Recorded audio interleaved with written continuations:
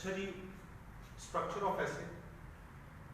मैं आपको सबसे पहले इसके इंग्रेडिएंट्स बताता हूँ, ठीक है। उसके बाद मैं एक एक इसके इंग्रेडिएंट को एक्सप्लेन करूंगा और मैं एक टॉपिक लेता हूँ और उस टॉपिक के ऊपर एक जो है वो एक स्केलेटन बनाएंगे इस एसे का। जहाँ समझ ना आए मुझे रोकें, मुझसे सवाल पूछें, क्योंकि ये जो लेक्चर है ये समझना इसलिए ज़रूरी है। मैंने फिर बताया कि इसके अलावा ऐसे नहीं लिख सकते अगर ये ना इसमें क्लैरिटी ना हो। तो मेक श्योर, ठीक है, you will be very much clear at the end of this lecture. जब भी आप ऐसे लिखने जाते हैं उसमें 4 इंग्रेडिएंट्स होते हैं।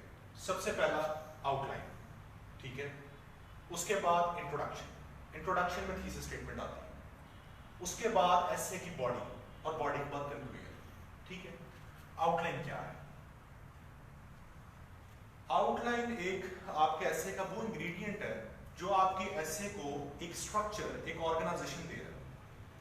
आप लोग किताब खोलते हैं तो पहला पेज कंटेंट पेज होता है जिसपे लिखा होता है चैप्टर 1 ये है, चैप्टर 2 ये है, चैप्टर 3 ये है, चैप्टर 4 ये है, चैप्टर 5 ये है। जिसको पढ़ते हुए आपको अंदाजा हो जाता है कि ठीक है, इस किताब में पहले ये बात होगी, फिर ये बात होगी, फिर ये बात होगी, फिर ये बात होगी। तो आउटलाइन आपके पूरे एसे को ऑर्गेनाइजेशन दे रहा है, ऑर्गेनाइज कर रहा है, आपके आर्गुमेंट्स को ऑर्गेनाइज कर रहा है कि कौन सी बात आपने पहले करनी है, कौन सी बाद में करनी है, उसके बाद कौन सी करनी है, ठीक है। तो सबसे पहले आउटलाइन आती है। उसके बाद होता है इंट्रोडक्शन। इंट्रोडक्शन आपके एसे का आपके एसे का एब्स्ट्रैक्ट होता है, ये एग्जेक्टिव समरी होती है। आप सब लोग मास्टर्स, बैचलर्स आप लोगों ने किया है, आप लोगों ने अपने बैचलर्स या मास्टर्स में रिसर्च की होगी। जब आप रिसर्च वर्क करते हैं, अपना थीसिस लिखते हैं या रिसर्च आर्टिकल पढ़ते हैं, तो शुरू के अंदर रिसर्च आर्टिकल में आपको क्या कह रहे हैं?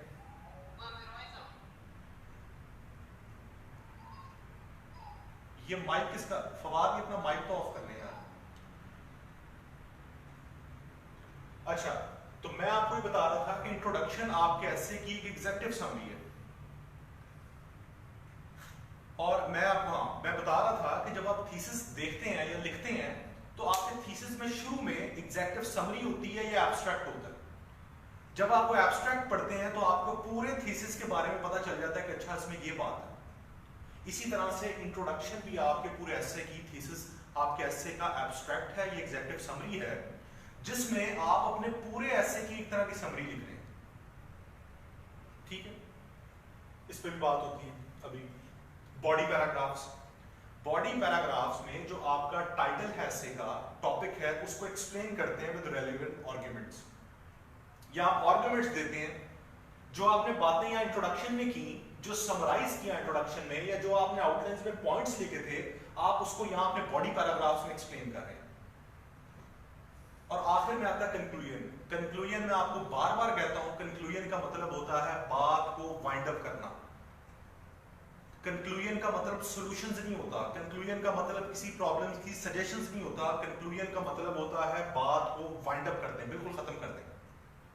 तो आप ये जो पूरी बात ऊपर से करते आ रहे हैं, आखिर में एक पैराग्राफ में आप उसको वाइंड अप कर देते हैं, ठीक है। तो ये एक आपका प्रॉपर एक स्ट्रक्चर होता है ऐसे का, जिसमें 4 इंग्रेडिएंट्स हैं: आउटलाइन, इंट्रोडक्शन, बॉडी पैराग्राफ्स और कंक्लूजन। यहां तक कोई मसला है तो बताएं, अदरवाइज अब हम एक एक करके इसको डिटेल में देखते हैं।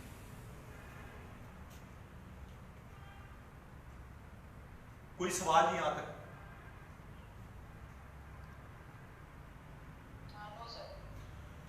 अच्छा जी, अब एक एक करके मैं आपको सारा पढ़ाता हूं। सबसे पहले होती है आउटलाइन, लेकिन इससे भी पहले मैं आपको एक और कॉन्सेप्ट पढ़ाता हूं, थीसिस स्टेटमेंट क्या होती है।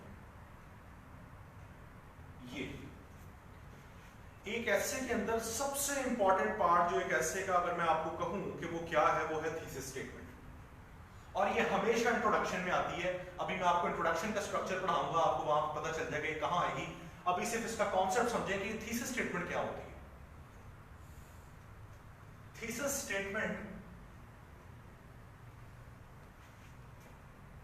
स्टेटमेंट ये 1 या 2 सेंटेंस होते हैं जिसमें आप अपने टॉपिक के ऊपर स्टांस वाज़ेह कर रहे होते हैं। आपको एक ऐसे का टॉपिक आया, आपका अपना मौक़िफ़ उसके ऊपर क्या है, आपका स्टांस उसके ऊपर क्या है, ये है थीसिस स्टेटमेंट। मैं कहता हूं जी इकोनॉमिक क्राइसिस ऑफ पाकिस्तान, ये एक जो है आपका टॉपिक है, इस पे थीसिस स्टेटमेंट बनाएं। आप कहते हैं जी पाकिस्तान, मैं कहता हूं कि जी इकोनॉमिक क्राइसिस ऑफ पाकिस्तान, इस पे आप अपना मौकफ बयान करें, आप अपना स्टांस बताएं क्या है। आप कहते हैं कि जी पाकिस्तान को इस टाइम पे बड़े संगीन किस्म के इकोनॉमिक चैलेंजेस का सामना है, ठीक है, और ये इकोनॉमिक चैलेंजेस इंपैक्ट डाल रहे हैं पाकिस्तान के सोशल इकोनॉमिक अफेयर्स पे, लिहाजा जरूरत है कि हमें पर्टिनेंट मेजर्स लेने चाहिए ताकि हम इन इकोनॉमिक चैलेंजेस से निकल सकें। ये आपका स्टांस है, ये आपका थीसिस स्टेटमेंट है उस टॉपिक के ऊपर, ठीक है। तो थीसिस स्टेटमेंट क्या है? ये आपके पूरे एसे की का एसेंस है, कोर है, फाउंडेशन है जिसके ऊपर आपका एसे खड़ा हुआ है। तो हमेशा जब आपको एक टॉपिक दिया जाता है, एक टॉपिक असाइन किया जाता है, तो बजाय इसके कि आप आउटलाइन उसकी बनाना शुरू करें, सबसे पहले रफ वर्क में जाके उसकी थीसिस स्टेटमेंट बनाएं, अपना स्टांस उसके ऊपर वाज़ेह करें, क्योंकि उसी स्टांस को लेके आपने अपने पूरे एसे को जो है लेके चलना है, उसी स्टांस को जस्टिफाई करने के लिए आपने अपने पूरे एसे में आर्गुमेंट्स देने। तो सबसे पहले अपनी थीसिस स्टेटमेंट को रफ में बना लें, क्योंकि आपने आउटलाइन या आपने इंट्रोडक्शन में लिखनी होती है, ठीक है। तो थीसिस स्टेटमेंट अभी मैं बना के भी दिखाता हूं आपको एक टॉपिक के ऊपर, ठीक है, और उसके बाद मैं आपको बताता हूं कि इसके अंदर दो टेक्निकल पॉइंट्स कौन कौन से होने चाहिए। तो कोई एक सादा सा जनरल टॉपिक ले लेते हैं, जैसे let's suppose economic crisis of Pakistan, ठीक है, इस पे मैं एक जनरल थीसिस स्टेटमेंट बनाता हूं ताकि आपको आइडिया हो जाए, ठीक है। उसके बाद हम फिर आगे अपनी आउटलाइन को, इंट्रोडक्शन और इन चीजों को डिस्कस करते हैं।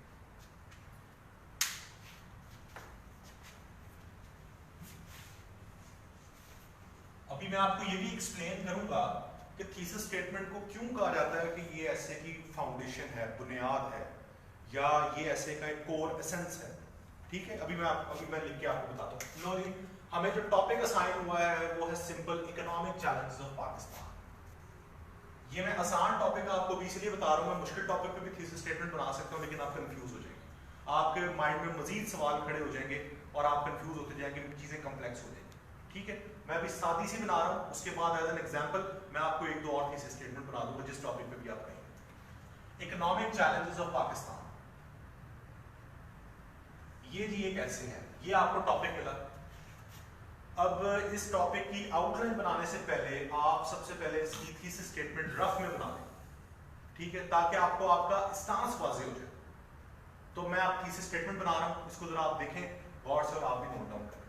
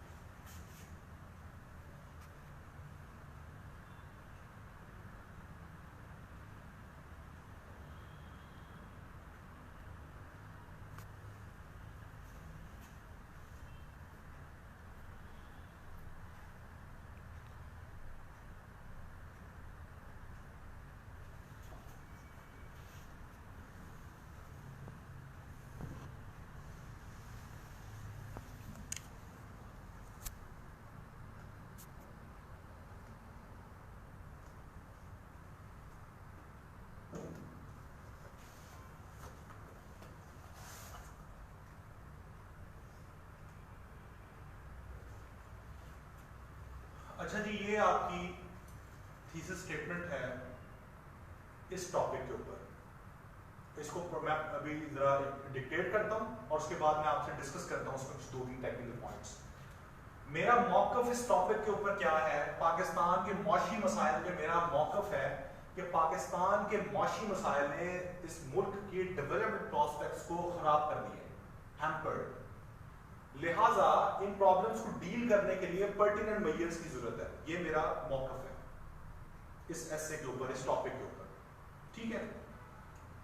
हमेशा याद रखें पहली बात कि थीसिस स्टेटमेंट दो जुमलों से ज्यादा ना हो, मैक्सिमम 2 सेंटेंसेस, पहली बात, और मिनिमम 1 तो होना चाहिए, 2 तक हो सकता है, 3-4 सेंटेंसेस पे लेके नहीं जाना, पहली बात। दूसरी बात ये कि थीसिस स्टेटमेंट में ना दो चीजें होती हैं, एक होता है आपका स्टांस, आपका मौकफ, दूसरा होता है हिंट या फिर डायरेक्शन। स्टांस तो हो गया ना मेरा कि मैं कह रहा हूं कि पाकिस्तान के जो माशी मसाइल है उन्होंने मुल्क को तबाह करके रख दिया, लिहाजा पर्टिनेंट मेजर्स की जरूरत है, मेरा स्टांस है। इस स्टांस के साथ साथ मैं यहाँ पे हिंट भी एक दे रहा हूँ एग्जामिनर को हिंट ये दे रहा हूं कि मैं इनमें कौन कौन से एरियाज पे बात करूंगा।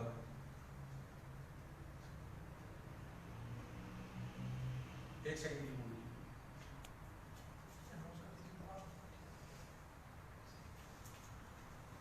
ठीक है जी, ये तो मेरा हो गया स्टांस। इस थीसिस स्टेटमेंट में आपको नजर आ रहा है। इस थीसिस स्टेटमेंट में आपको एक और चीज भी नजर आनी चाहिए जो है डायरेक्शन, कि मैं यहां डायरेक्शन दे रहा हूं कि मैं किन किन एरियाज पे बात करूंगा।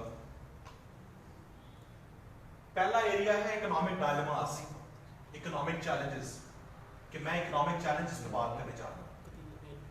दूसरा एरिया है इन चैलेंजेस के impacts have hampered the development prospects, कि पाकिस्तान के डेवलपमेंट प्रोस्पेक्ट्स को खराब किया है, खराब करने का इंपैक्ट डाला है। इकोनॉमिक चैलेंजेस डिस्कस करने जा रहा हूं, उसके इंपैक्ट्स डिस्कस करने जा रहा हूं, और तीसरी चीज क्या डिस्कस करने जा रहा हूं, उसके सॉल्यूशंस, पर्टिनेंट मेजर्स। तो क्या हुआ, मैंने अपना मौकफ के साथ साथ मैंने एक डायरेक्शन भी दे दी एग्जामिनर को कि जनाब मैं पूरे एसे के अंदर इन तीन एरियाज पे बात करूंगा, इकोनॉमिक चैलेंजेस पे, उनके इंपैक्ट्स पे और उनके सॉल्यूशंस पे।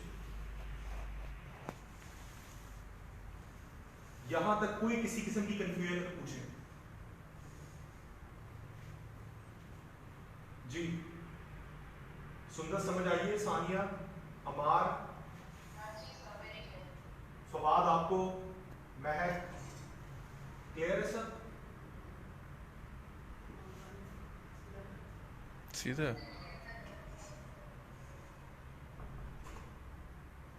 अच्छा, एक और चीज, थीसिस स्टेटमेंट ना आपकी बड़ी जनरल होनी चाहिए। जनरल से मेरा क्या मुराद है, स्टूडेंट्स क्या करते हैं, थीसिस स्टेटमेंट को स्पेसिफाई कर देते हैं। जनरल से मुराद ये है कि देखिए यहाँ पे मैंने इकोनॉमिक डायलेमास की बात की, मैंने यहाँ पे वो दो तीन चैलेंजेस स्पेसिफाई नहीं कर दिए कि किस किस्म के इकोनॉमिक चैलेंजेस। उसके बाद मैंने यह बताया कि इकोनॉमिक चैलेंजेस डेवलपमेंट प्रोस्पेक्ट्स, मैंने ये नहीं बताया कि इकोनॉमी की वजह से हमारे पॉवर्टी बढ़ रही है, इन्फ्लेशन बढ़ रही है, ठीक है, ह्यूमन डेवलपमेंट कंप्रोमाइज हो रही है, मैंने यहाँ पे कुछ स्पेसिफाई नहीं किया। मैंने कहा कि डेवलपमेंट इन इकोनॉमिक डायलेमास का ये क्या करें, have hampered the development prospects, जो पाकिस्तान के डेवलपमेंट प्रोस्पेक्ट्स हैं उनको खराब कर रहे हैं। तो डेवलपमेंट प्रोस्पेक्ट्स किसी भी तरह के हो सकते हैं, ठीक है। फिर मैंने बताया कि पर्टिनेंट मेजर्स की जरूरत है, इंपॉर्टेंट मेजर्स की जरूरत है। मैंने यहाँ पे कोई वो मेजर्स नहीं बताए, मैंने वो स्पेसिफाई नहीं किए मेजर्स। तो आपने क्या करना है, अपनी थीसिस स्टेटमेंट में जनरल टर्म्स का इस्तेमाल करना है। अगर आप यहाँ स्पेसिफाई कर देंगे इकोनॉमिक चैलेंजेस को, दो तीन इकोनॉमिक चैलेंजेस यहाँ पे बता देंगे जी हमारा पाकिस्तान का टैक्सेशन का मसला है, इंपोर्ट एक्सपोर्ट का मसला है, फलां मसला है, फलां मसला है, उससे एक तो आपकी थीसिस स्टेटमेंट लंबी हो जाएगी। दूसरा फिर ये होगा कि आप फिर पूरे एसे में उन दो तीन चैलेंजेस से बाहर बात ही नहीं कर सकते, आप खुद अपनी डोमेन को नैरो डाउन कर देंगे।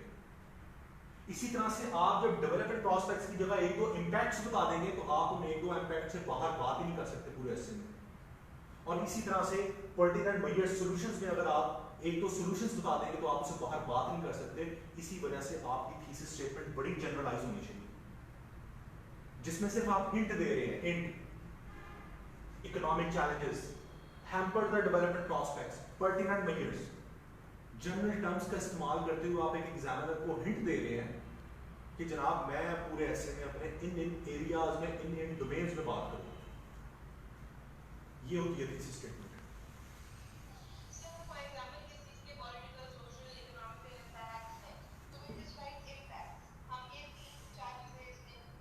हाँ बिल्कुल, सिर्फ इम्पैक्ट्स भी नहीं, सिर्फ इम्पैक्ट्स।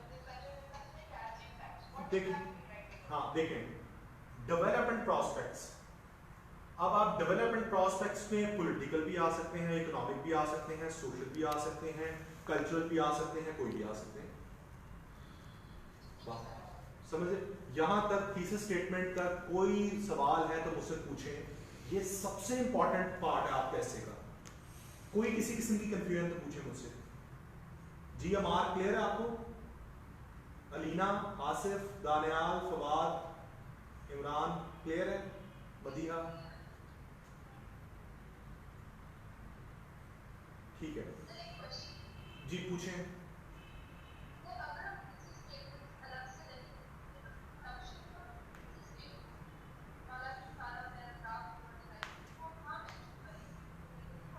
मैं सानिया अभी इंट्रोडक्शन पे आऊँगा, मैं सिर्फ अभी मैं थीसिस स्टेटमेंट में बात कर रहा हूँ, उसके बाद मैं आउटलाइन बताता हूँ, फिर मैं इंट्रोडक्शन पे आऊँगा, मैं आपको पूरा स्ट्रक्चर बताता हूँ, उसमें बताऊँगा गाना, ठीक है। इंट्रोडक्शन में बताता हूँ। थीसिस स्टेटमेंट की समझ आ गई है? कोई किसी किस्म की कंफ्यूजन? अच्छा, मैंने आपको पहले एक बात कही थी थीसिस स्टेटमेंट बताते हुए कि ये फाउंडेशन है, ये बुनियाद है एस्से की। वो क्यों कही थी? अब जब मैं आउटलाइन बनाने जाऊंगा, मेरी आउटलाइन के अंदर कौन कौन सी डोमेन्स होंगी? सबसे पहले मैं इकोनॉमिक चैलेंजेस को डिस्कस करूंगा, फिर मैं उसके इम्पैक्ट्स को भी डिस्कस करूंगा, फिर मैं उसके सॉल्यूशंस को डिस्कस करूंगा। तो मेरी आउटलाइन की जो है वो 3 डायमेंशनल होगी, जिसमें मैं चैलेंजेस, इम्पैक्ट, सॉल्यूशंस डिस्कस कर रहा हूं। आपने देखा कि मेरी आउटलाइन कहां से एक्सट्रैक्ट हो रही है? इस थीसिस स्टेटमेंट से। इकोनॉमिक चैलेंजेस पहली हेडिंग, उसके बाद दूसरी हेडिंग इम्पैक्ट्स, तीसरी सॉल्यूशंस। यही तो हमने थीसिस स्टेटमेंट में बात की थी। और जब हम इसी 3 एस्पेक्ट्स के ऊपर आउटलाइन बनाएंगे, वही आउटलाइन तो आपका एस्से है, उसी को तो आपने एक्सप्लेन करना है अपने एस्से में। तो क्या हुआ, इस थीसिस स्टेटमेंट में से आउटलाइन एक्सट्रैक्ट हो रही है और उसी आउटलाइन के ऊपर पूरा एस्से लिखा जा रहा है। इस वजह से कहा जाता है कि ये थीसिस स्टेटमेंट आपके आउटलाइन की बेस है, आपकी आउटलाइन का एसेंस है, कोर है, क्रक्स है। ये क्लियर होना चाहिए, इसमें बड़ी क्लैरिटी होनी चाहिए, ठीक है। तो अब आपको इंपॉर्टेंस समझ आ गई थी स्टेटमेंट की। अब मैं आगे आउटलाइन बनाने लगा हूं। आउटलाइन मैं पूरी फुल फ्लेज नहीं बनाऊंगा, एक स्केलेटन आपको बना के दे देता हूं ताकि आपको आइडिया हो जाए, ठीक है। मजीद मेरे पेज के ऊपर भी आउटलाइंस पड़ी हैं और मैं आपको भी आपके ग्रुप में भी शेयर कर देता हूं आउटलाइंस व्हाट्सएप पे अपनी। आप ये स्केलेटन देखेंगे और अपनी आउटलाइंस देखेंगे मेरी, तो आपको अंदाजा हो जाएगा, ठीक। और बाकी मजीद ये है कि मैं आपको ऐसे, आप लोगों ने काफ़ी लोगों ने मुझसे पढ़ा भी है, तो उसमें चीज़ों का आपको पता चल जाएगा।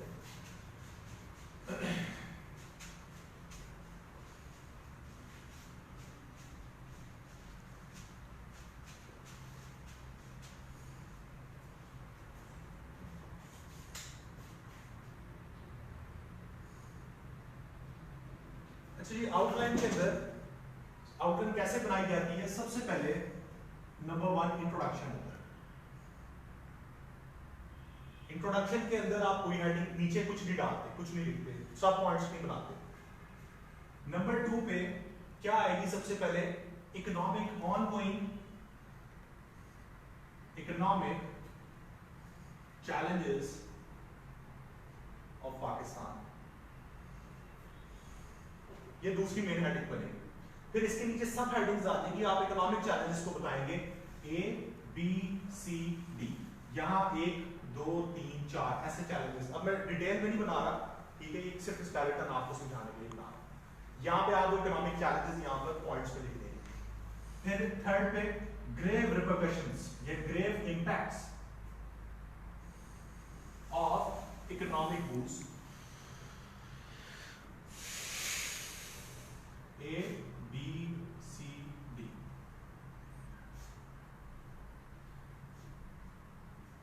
ये इंपैक्ट्स भी आप पॉइंट्स में यहां पे लिख लेंगे, ठीक है। और फिर आखिर में वे फॉरवर्ड, ये सॉल्यूशंस, वे फॉरवर्ड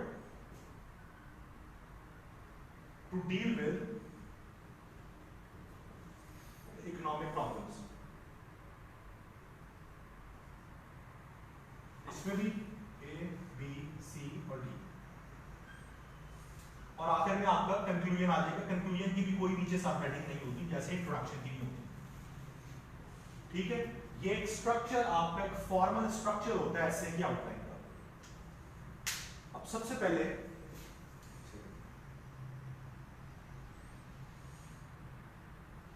अच्छा जी, सबसे पहले इंट्रोडक्शन है। इंट्रोडक्शन के बाद इसके अंदर कोई सब हेडिंग नहीं है। फिर आपकी मेन इकोनॉमिक चैलेंजेस की हेडिंग आ गई, आपने चैलेंजेस बता दिए। फिर आपने उसके इम्पैक्ट्स की हेडिंग आ गई, उसके इम्पैक्ट्स यहाँ पे पॉइंट्स में डिस्कस कर दिए। फिर वे फॉरवर्ड आ गया, उसके इम्पैक्ट्स कर दिए और एंड पे आ गया कंक्लूजन। इतनी बात समझ आ गई। अब इसमें 3 से 4 बड़ी इंपॉर्टेंट बातें हैं आउटलाइन के अंदर, गुजरा समझ। सबसे पहली बात स्टूडेंट्स को ये कंफ्यूजन होती है कि ये आउटलाइन हम सेंटेंस फॉर्म में बनाएं या फ्रेज फॉर्म में बनाएं। सेंटेंस ये होता है कि पूरा पूरा सेंटेंस लिखें, ये फ्रेज फॉर्म है, ऑनगोइंग इकोनॉमिक चैलेंजेस, ठीक है, ग्रेव रिपरकशंस। सेंटेंस होता है पूरे पूरे सेंटेंस में लिखें। तो आप फ्रेज फॉर्म में भी बना सकते हैं, आप सेंटेंस फॉर्म में भी बना सकते हैं। मेरी रिकमेंडेशन ये है कि आप फ्रेज फॉर्म में बनाएं। उसकी वजह ये है कि जब आप सेंटेंस फॉर्म में बनाने जाते हैं तो वो सेंटेंस लिखते लिखते एक तो टाइम ज्यादा लगता है, दूसरा आपकी आउटलाइन बिना वजह लंबी लगना शुरू हो जाती है। तो आपकी जो आउटलाइन है मैक्सिमम 1.5 या मैक्सिमम ज्यादा 2 पेजेस की होनी चाहिए, इससे ज्यादा नहीं होनी चाहिए। तो एक चीज की अगर लेंथ ही जो है वो थोड़ी है और आप सेंटेंस फॉर्म में उसको बड़ी लग रही है तो वो भी इम्पैक्ट अच्छा नहीं जाता। सेंटेंस में बनाना चाहे अपनी तसल्ली के लिए बना सकते हैं, कोई इशू नहीं है, ठीक है। लेकिन एक काम नहीं करना, वो ये है कि आधी आपने आउटलाइन फ्रेज में बना दी, फ्रेज फॉर्म में, आधी सेंटेंस फॉर्म में बना दी, ऐसे नहीं करना। क्लियर है? एक पॉइंट तो ये है, अगर आप फ्रेज फॉर्म में बना रहे हैं तो उसी फॉर्मेट को फॉलो करें, अगर आप सेंटेंस में बना रहे हैं तो उसी फॉर्मेट को फॉलो करें। दूसरी चीज ये कि आपकी आउटलाइन के अंदर ना बैलेंस होना चाहिए। बैलेंस का मतलब ये है कि देखें, ये हेडिंग है, इसकी सब हेडिंग्स 4 है, इसकी भी 4 है, इसकी भी 4 है, या मैक्सिमम इसकी 5 बना लें, इसकी 4 बना लें, इसकी 6-7 बना लें। ये नहीं करना कि इसकी 7 बना ली, इसकी 2 बना ली, इसकी 15 बना ली, ऐसे नहीं। हमेशा आउटलाइन के अंदर बैलेंस करते हैं। अगर ये 6 बना रहे हैं तो ये 5 या 6 बना लें, या 7 बना लें, ये भी 5 या 7 बना लें। तो बैलेंस होना चाहिए, सिमेट्री होनी चाहिए, ठीक है। आपका एक जो आउटलाइन है बड़ी ऑर्गेनाइज्ड लगे और इसी तरह से फिर आगे आपका एस्से भी ऑर्गेनाइज लगे, ठीक है।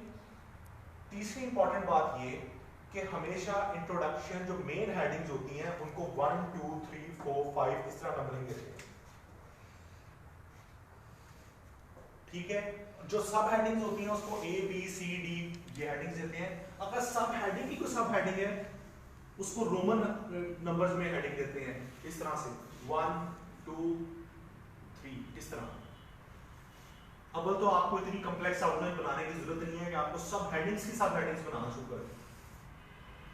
अच्छा, इतनी बात समझ आ गई। एक सबसे इंपॉर्टेंट चीज ये हमेशा याद रखें कि एक एस्से के अंदर ये जो 3 डायमेंशंस हैं, ये डायमेंशंस कम से कम हो, 2 या 3 से ज्यादा नहीं। उसकी वजह पता क्या है? ये जो पॉइंट्स हैं A B C D A B C D, ये एक पॉइंट का मतलब एक पैराग्राफ है, और वो पैराग्राफ है जो मैंने आपको स्ट्रक्चर पढ़ाया था, अभी भी पढ़ाया था थोड़ी देर पहले। एक पॉइंट का मतलब एक पैराग्राफ। तो होता क्या है, स्टूडेंट्स जो है ना बहुत लंबी आउटलाइन बना लेते हैं और आखिर में जब आधा पौना घंटा रह जाता है तो वो अभी यहाँ पहुंचे होते हैं, अभी उनका ये सारा ऐसे पड़ा होता है। फिर वो क्या करते हैं, फिर वो ये 2 या 3 पॉइंट्स को मर्ज करके एक पैराग्राफ बना देते हैं। इन 3 को मर्ज करके एक पैराग्राफ बना दिया, वहां पर एग्जामिनर आपको पिंच करता है, फेल करता है। एक पॉइंट का मतलब एक पैराग्राफ है, ठीक है। इन 3 पॉइंट्स को मर्ज करके एक पैराग्राफ नहीं बना, एक इसका एक इसका एक इसका एक इसका, ठीक है। इसी तरह से 1 2 3 4 1 2 3 4 इसका मर्ज नहीं करना पॉइंट्स को। एक बहुत बड़ा ब्लंडर है, बहुत बड़ा ब्लंडर है, इस पे आपको फेल कर सकता है एग्जामिनर। ये नहीं करना। बात समझ आ गई है? आउटलाइन के अंदर ये 3-4 मेन इंपॉर्टेंट पॉइंट्स हैं जिनको आपने फॉलो करना है, इससे डेविएट नहीं करना। यहां तक कोई सवाल तो पूछे।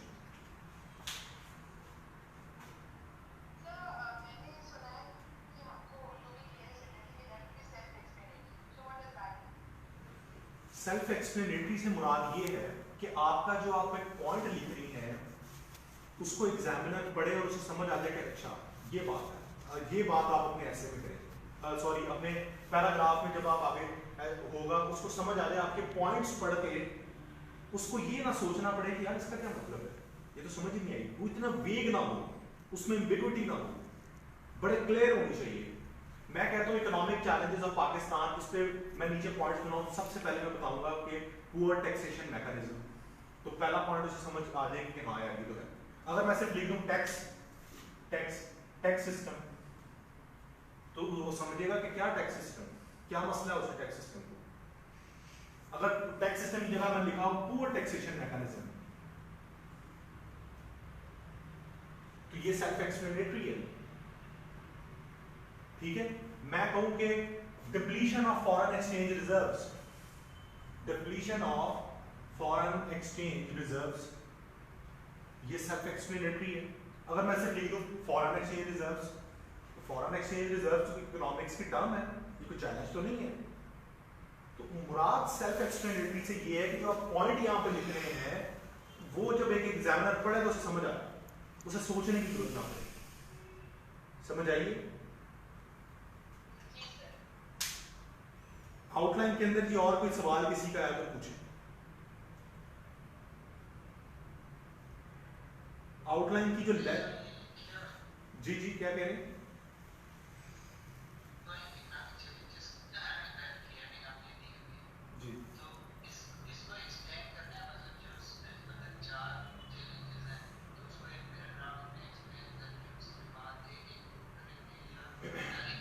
ये बड़ा अच्छा सवाल है, जरा सुनिए। ये मेन हेडिंग्स को आपने एक्सप्लेन नहीं करना, मेन हेडिंग्स को एक्सप्लेन नहीं करना। लेट्स सपोज अगर आप ये डी, ये जो हेडिंग यहाँ पे खत्म हो रही है इकोनॉमिक चैलेंजेस की, जब इसको आप खत्म करने जा रहे हैं, इसको खत्म करते करते आखिरी लाइन में आपने इंडिकेशन दे देना है कि आप इंपैक्ट्स की बात करने जा रहे हैं, और अगली आपने पैराग्राफ इस एक इंपैक्ट से शुरू करना है। इस मेन हेडिंग्स को एक्सप्लेन नहीं करना। इन मेन हेडिंग्स को आपने उससे पिछला जो पैराग्राफ लिख रहे हैं उसको वाइंड अप करते हुए उसमें हिंट दे देना है कि जनाब अब आगे इसकी बात होने जा रही है।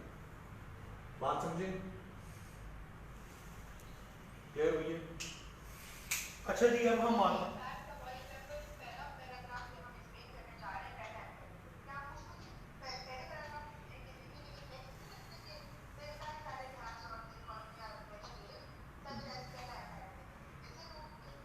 ये ठीक तो है, लेकिन मैंने सुंदर साहब को बताया था कि हर पैराग्राफ टॉपिक सेंटेंस से शुरू होता है।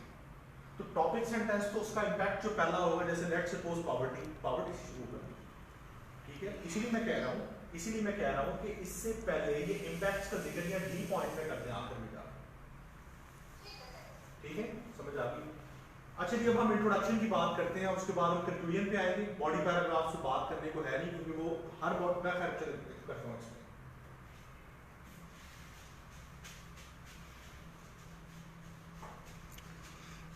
नेक्स्ट। अच्छा जी, जब अब आपकी आउटलाइन बन गई है, अब आप अपने ऐसे लिखने आ रहे हैं। सबसे पहले मैं आपको एक बात इंपॉर्टेंट बता दूं कि जब आप ऐसे लिखने जाते हैं तो हेडिंग्स नहीं ऐसे में होंगी। आपने आउटलाइन बना ली, अगले पेज से अपना ऐसे लिखना स्टार्ट कर दें, इंट्रोडक्शन लिखना स्टार्ट कर दें। इवन इंट्रोडक्शन की भी हेडिंग नहीं देनी, या ऊपर ऐसे की भी नहीं हेडिंग देनी कि ये ऐसे में लिखने जा रहा हूं, नहीं, कोई हेडिंग नहीं देनी। आउटलाइन बन गई, अगले पेज से अपना इंट्रोडक्शन लिखना शुरू कर दें, ठीक है। इंट्रोडक्शन का स्ट्रक्चर क्या होता है? मैंने आपको बताया था कि इंट्रोडक्शन एक एग्जेक्टिव समरी होती है आपके इसकी एसे की। इंट्रोडक्शन और कंक्लूजन का स्ट्रक्चर डिफरेंट है, और बाकी जो बॉडी पैराग्राफ्स हैं, बॉडी पैराग्राफ में जो पैराग्राफ लिखेंगे उसका स्ट्रक्चर वो होगा जो मैं आपको पढ़ा चुका हूं टॉपिक सेंटेंस का।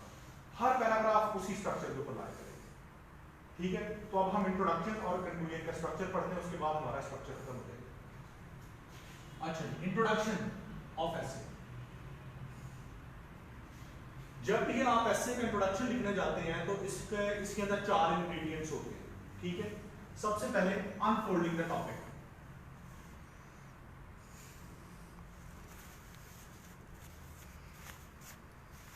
फिर आती है थीसिस स्टेटमेंट,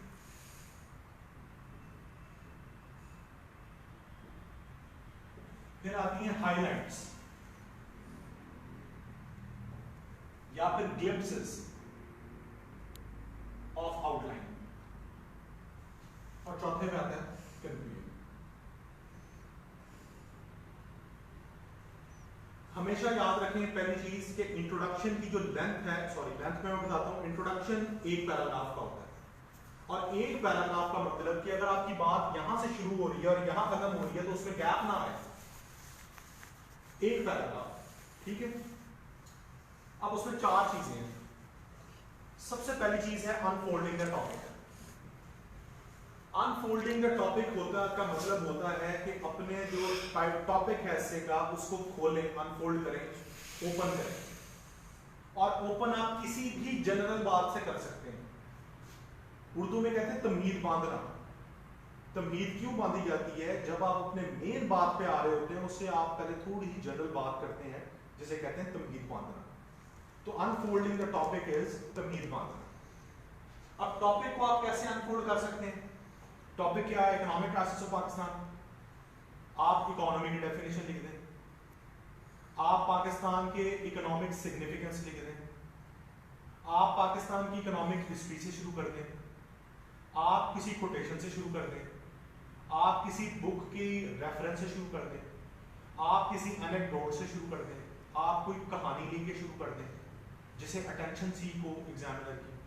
किसी भी तरीके से आपने अपने टॉपिक को शुरू करना है, खोलना है, वो कोई भी बात हो सकती है relevant to your topic. Unfolding the topic, general बात से शुरू करना है। बात समझ आ गई? एक मिनट।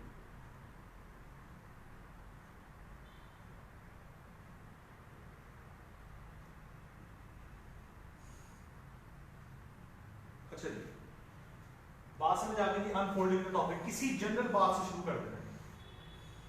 उसके बाद आएगी थीसिस स्टेटमेंट। ये वो थीसिस स्टेटमेंट है जो हमने रफ में बनाई थी।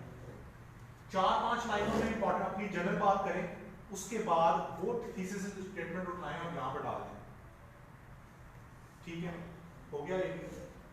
उसके बाद आपने 8 से 10 लाइन में अपनी जो आउटलाइंस के की पॉइंट्स हैं, हाइलाइट्स हैं, वो यहां पे लिखनी है।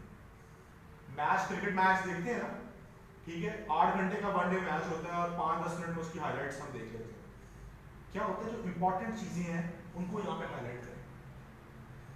किसी एक दो चैलेंजेस को पकड़ने, एक दो सॉल्यूशंस पकड़ने, एक दो इम्पैक्ट्स पकड़ने, उनको यहाँ समराइज करते हैं, 7-8 लाइनों में उनकी समरी लिखते हैं। और आखिर में ये जो पूरी बात होती आ रही है उसको वाइंड अप कर देना है, कंक्लूड कर देना है। जिस तरह मैंने आपको कंक्लूजन सिखाया, किसी भी बात से आपने जनरल बात से उसको वाइंड अप कर देना। ये आपका इंट्रोडक्शन। इसको कहते हैं जनरल टू स्पेसिफिक इंट्रोडक्शन। ठीक है, जनरल टू स्पेसिफिक इंट्रोडक्शन। आपने जनरल बात से स्टार्ट किया और आप अपने मौकफ पे आए, आप अपने स्पेसिफिक पॉइंट पर आए, इसलिए इसको कहा जाता है general to specific structure of introduction. Introduction की लेंथ कितनी होनी चाहिए? 1.5 पेज की होनी चाहिए। लेकिन मैं आपको कैलकुलेटेड फॉर्मूला बता देता हूं। एक ऐसे की जो आइडियल लेंथ होती है वो होती है 1800 से 2000 वर्ड्स। ठीक है, 1800 से 2000 वर्ड्स। 1800 से 2000 वर्ड्स का अगर आप 10% निकालें तो वो बनते हैं 180 से 200 वर्ड्स। तो आपका इंट्रोडक्शन जो है वो आपके ऐसे का 10% होता है, 180 टू 200 वर्ड्स। और जब आप 180 टू 200 वर्ड्स लिखते हैं तो वो 1.5 पेज पे लिखे जाते हैं। ये एक सिंपल सा फॉर्मूला है। तो 1.5 पेज का आपका इंट्रोडक्शन होना चाहिए। ठीक है, यहां तक कोई सवाल है इंट्रोडक्शन में? पूछिए।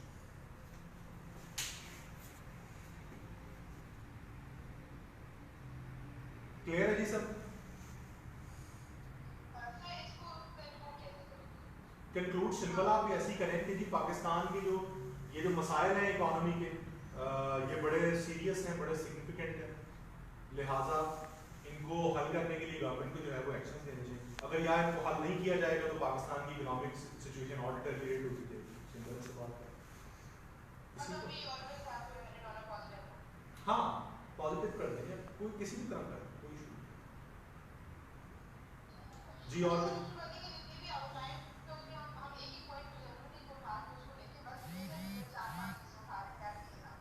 हाँ बिल्कुल ऐसे आउटलाइन के हाइलाइट्स लिखेंगे आप जी। और कोई सवाल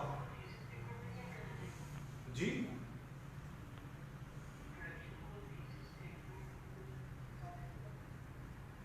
यार थीसिस स्टेटमेंट के साथ भी एंड कर सकते हैं। मैंने कभी भी इस चीज़ पे एम्फसाइज नहीं किया कि आप एंड पे लिखें, आप ऊपर लिखें। ये एक स्ट्रक्चर है, आप इसके मुताबिक आप एंड पे थीसिस स्टेटमेंट लिखना चाहें तो लिख सकते हैं। आप पहले जनरल बात कर लें, फिर हाइलाइट्स डालें, एट द एंड आप कंक्लूजन को निकाल के थीसिस स्टेटमेंट डाल दें, ऐसे भी कर लें। तो कोई किसी किस्म का हार्ड एंड फास्ट रूल नहीं है कि आपने थीसिस स्टेटमेंट कहाँ डालनी। आपकी कोहेरेंस ना खराब हो, आप जहां मर्जी डाल दो, आप एंटर डाल दो, कोई इशू नहीं।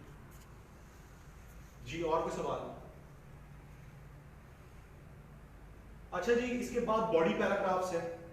बॉडी पैराग्राफ्स में हर पैराग्राफ जो है वो उसी स्ट्रक्चर पे जो मैंने पढ़ा दिया, और पैराग्राफ की लेंथ में भी जो है वो सिमेट्री होनी चाहिए। 12 से 14 लाइन का अगर आप पैराग्राफ लिख रहे हैं तो सारे पैराग्राफ 12 से 14, 15 इस लाइन में होने चाहिए। ये नहीं कि एक 12 लाइन का लिखना है तो अगला 25 लाइन का लिख दिया। तो सिमेट्री होनी चाहिए, जैसे मैंने आपको आउटलाइन में सिखाया कि पॉइंट्स में सिमेट्री होनी चाहिए, ठीक है, इसी तरह से पैराग्राफ की लेंथ में भी सिमेट्री होनी चाहिए। और आखिर में कंक्लूजन पे बात करते हैं। कंक्लूजन का कोई हार्ड एंड फास्ट रूल नहीं है या कोई स्ट्रक्चर नहीं है।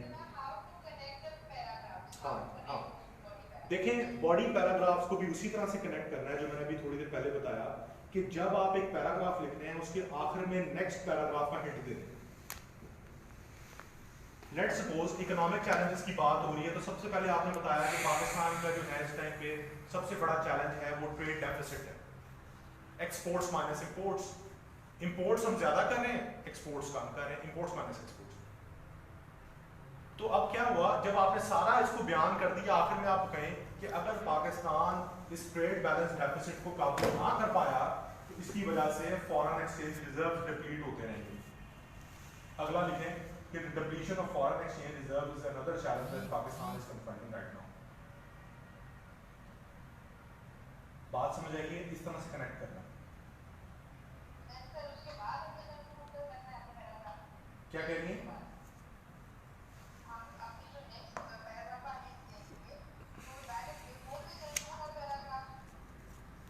समझ नहीं आ रही बात क्या कर रही है, क्या कह रही है?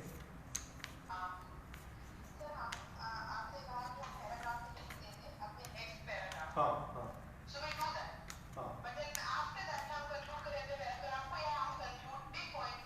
नहीं, ये कंक्लूड ही किया है ना आपने, कंक्लूडिंग पॉइंट में आपने हिंट दिया, ठीक है। अच्छा जी, उसके बाद हम आते हैं कंक्लूजन पे। कंक्लूजन का जो स्ट्रक्चर है उसमें सिर्फ एक बात है समझने वाली, और उसको कहते हैं स्पेसिफिक टू जनरल स्ट्रक्चर। उसमें ये है कि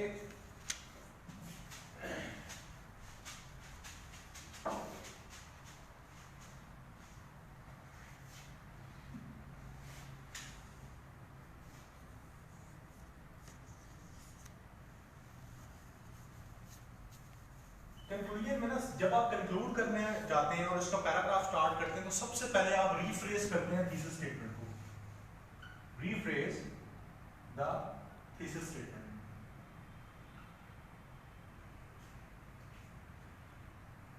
आपने जो थीसिस स्टेटमेंट इंट्रोडक्शन में लिखी थी उसको तोड़ मरोड़ कर दूसरे अल्फाज में यहाँ पे बयान करना है, एज इट इज नहीं लिखना।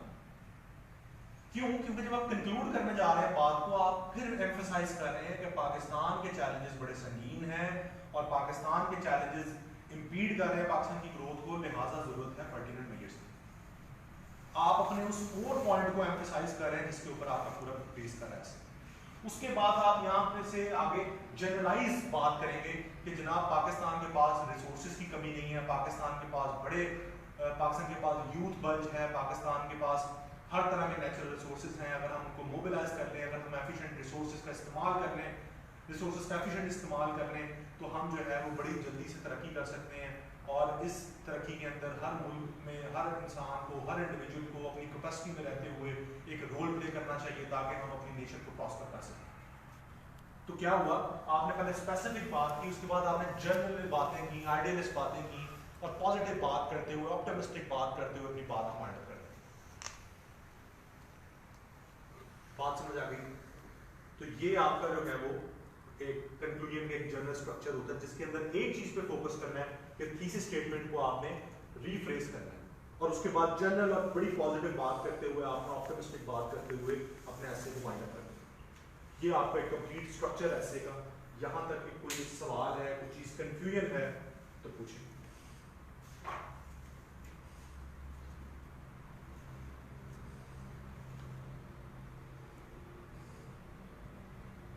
जी कोई, जी पूछिए।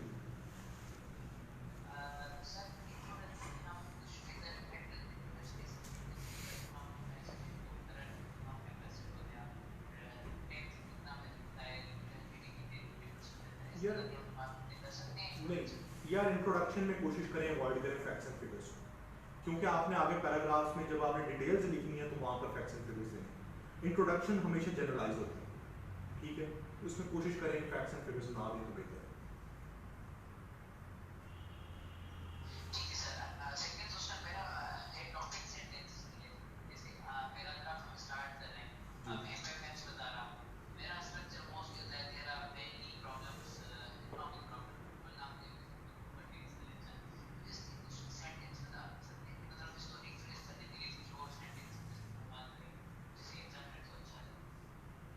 ये बात अच्छा है बुरा लगने की नहीं है, बात है कि आपका जो सेंटेंस है उसमें क्लैरिटी होनी चाहिए। आप हर तरह से लिख सकते हैं, आप इसको ये भी लिख सकते हैं कि Pakistan is confronting another problem of tax collection, या tax collection is an other serious problem for Pakistan. उससे लिख सकते, अट्रैक्ट नहीं करना यार। एक चीज़ जो सिखा दी जाती है आप स्टूडेंट्स को कि जी एग्जामिनर को अट्रैक्ट करना है, वो अट्रैक्ट करते करते जो है ना वो आप अपना नुकसान कर बैठते हैं। एक चीज़ हमेशा याद रखें, आपके एसे के अंदर आपकी क्लैरिटी होनी चाहिए। बात बड़े सिंपल वे में उसको कन्वे करते हैं, उसको समझ आ जाए बस। अट्रैक्शन को छोड़ें, ठीक है, रेपिटेशन ना हो, बात को 2-3 तरीकों से डिस्कस कर दें। तो इसमें 2-3 तरीके हो सकते हैं जो मैंने बता दिया कि Pakistan is confronting another challenge of tax collection, या tax collection is another serious problem, या another great problem for Pakistan या फॉर पाकिस्तान इकोनॉमी। तो इस तरह से भी बात कर सकते हैं जी। और कोई सवाल जी? क्लियर है जी?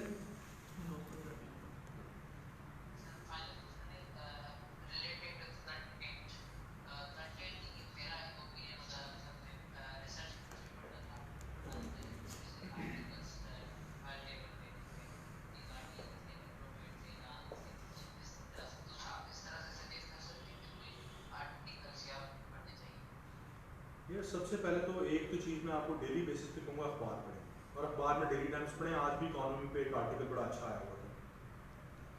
डेली टाइम्स में डेली बेसिस पे 5 से 6 आर्टिकल्स आ रहे हैं, अगर आप वो पढ़ते रहें तो मोर देन इनफ। उसके अलावा फॉरेन अफेयर्स है, उसके अलावा फॉरेन पॉलिसी है, द इकोनॉमिस्ट है, ठीक है।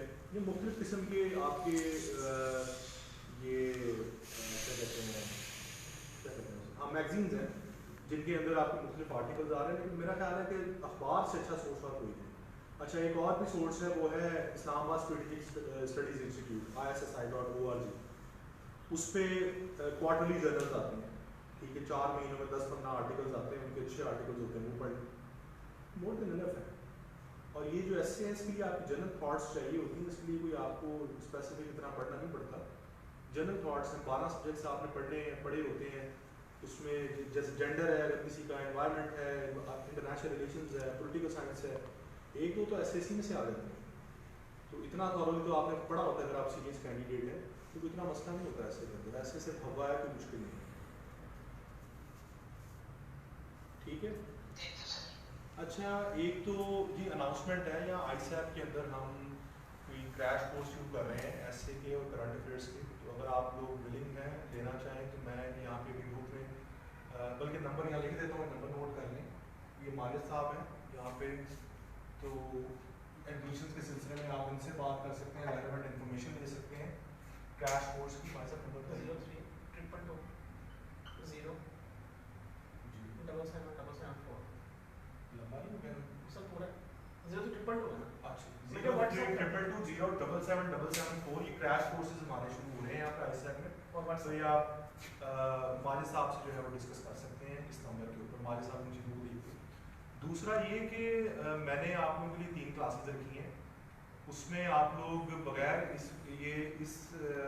कोई मैं आपको ये कहना चाह रहा हूँ कि आपको 4 से 5 टॉपिक्स देखें जो आप चाहते हैं कि मैं जिन पे आपको लेक्चर दूँ, वो मैं लेक्चर आपको डिलीवर कर दूँगा। मैं आपका स्केड्यूल बना दूँगा इसी वीक के अंदर, ठीक है। वो क्लासेस इस वजह से हैं कि मैं कुछ सोच रहा था कि मैं अपने इंटरव्यू में काफ़ी बिजी हो गया था, जिसकी वजह से शायद मैं ऑर्गेनाइज नहीं कर सका सही तरह से।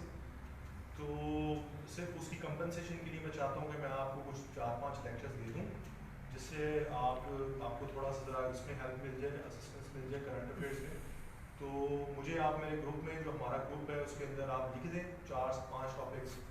अब टॉपिक्स आप लोग खुद डिसाइड कर लें कौन से हैं। अब ये ना हो कि हर बंदा कोई नई बात मुझे सुना रहा है, ठीक है। तो 5 टॉपिक्स को फाइनलाइज कर लें।